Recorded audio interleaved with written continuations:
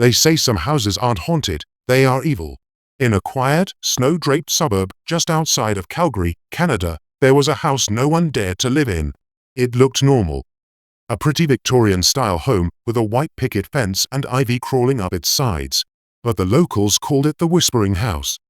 Every winter, just as the first snow fell, a strange voice would echo from within its empty walls. No one knew what it said, only that it whispered. Soft, cold, bone-deep whispers that made even the crows avoid the roof. A young American couple, Eric and Mia, bought it last fall, unaware of the legends. They were new to the neighborhood, looking for a fresh start. The house was cheap. Too cheap. The realtor didn't make eye contact when handing them the keys, and their next-door neighbor, an old woman with a missing eye, just shook her head and whispered, "Don't listen at night." The first week was fine. Quiet. Almost peaceful. But then came the first snowfall. That night, Eric woke to a sound he couldn't place, like someone whispering right outside their bedroom door. He got up, checked the hallway. Empty. He thought it was the wind. But the next night, the whispers came again. This time, clearer. Mia. The voice was hoarse, distant, yet close enough to chill his spine. Mia, too, had started hearing things, soft footsteps above them when no one was upstairs, scratching sounds in the walls.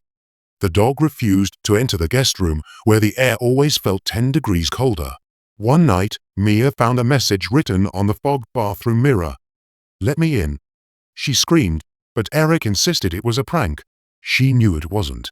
Things escalated quickly. Their phones would ring at 3:13 a.m.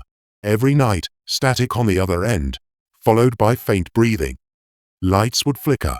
Objects moved. A teddy bear they never bought appeared in the guest room, sitting perfectly still, its eyes stitched shut. Then Eric started changing. He became distant. Cold. At times he'd stare at nothing for minutes, whispering to himself. Mia found him one night in the basement, sitting in the dark, whispering back. "It just wants to talk," he said. His eyes were glassy, vacant. She tried to get him help, called a priest, but the priest refused to enter the house. "It's not haunted," he said. "It's occupied." One night, Mia decided to leave. She packed her bags and tried waking Eric. He didn't respond. She ran to the car, but the engine wouldn't start. She heard it then, whispers, everywhere, all around her, inside her ears, crawling under her skin. She turned around and saw Eric standing at the front door, smiling, but not with his own smile. His eyes were black, soulless. "Why are you leaving?" he whispered, but his lips didn't move. The voice came from behind her, from beneath her, from within her. She passed out. When she woke up, it was morning. Eric was gone. The house was quiet. She called the police. They searched everything. No sign of him. No sign of struggle. Just a single message carved into the basement wall. "She's mine now." Mia tried to move out, but every time she left the house, she'd black out and wake up in the same bed. It was like the house wouldn't let her go. Days passed. Weeks. The whispers became constant. She couldn't sleep. Couldn't eat. Shadows moved even when there was no light. One night, she looked in the mirror and saw not her reflection, but Eric's face, mouth sewn shut, eyes begging.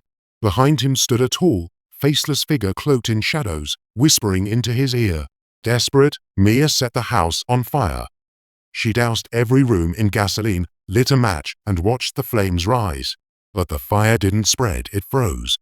Mid-air, the smoke turned black and sank into the floor. The house laughed, a cold, guttural laugh that shook the walls. Then everything went silent. Mia was never seen again. Only the house remained, untouched, beautiful, waiting. And now, every winter, when the first snow falls, the whispers begin again. People say if you stand close enough to the front door, you can hear them call your name.